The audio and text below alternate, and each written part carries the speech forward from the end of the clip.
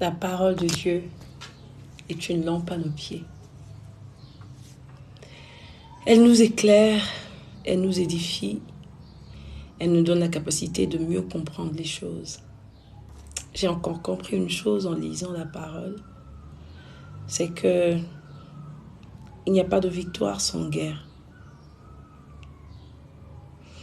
Et il n'y a pas de victoire sans combat. Quand le Père a dit qu'il nous a donné son Fils, à première vue, quand on entend cette phrase, on a l'impression que c'est donné pour donner, sans comprendre que l'acte de donner, au fait, s'accompagnait de la mort. Quand le Christ est venu, il n'est pas venu pour gagner la victoire pour nous sans se battre. Il a donné sa vie. Et pour cela, à première vue, ça ressemble à une défaite. Parce qu'il est quand même entré sous terre. Mais ce qui est beau, c'est qu'en tombant, il s'est vite relevé. Et quand il s'est relevé, il nous a relevés avec lui. Le Seigneur m'envoie aujourd'hui dire à quelqu'un que il n'y a pas de victoire sans combat.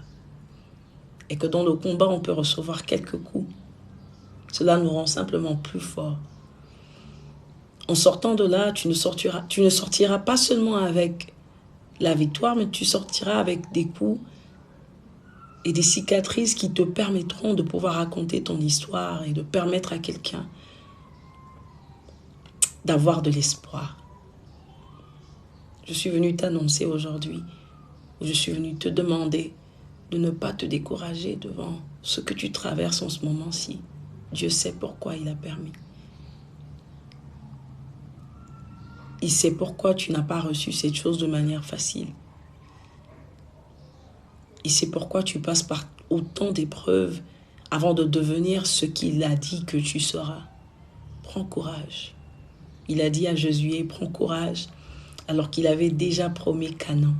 Il savait, puisque c'était sorti de sa bouche, que Canaan serait donné aux enfants d'Israël. Et il s'était choisi, Josué, pour reprendre cette ville pour les enfants d'Israël. Je peux te rassurer que cela peut tarder, mais ça va s'accomplir. Quand tu tombes, relève-toi vite et arrive jusqu'au bout, parce que celui qui t'a envoyé est avec toi. Sois béni.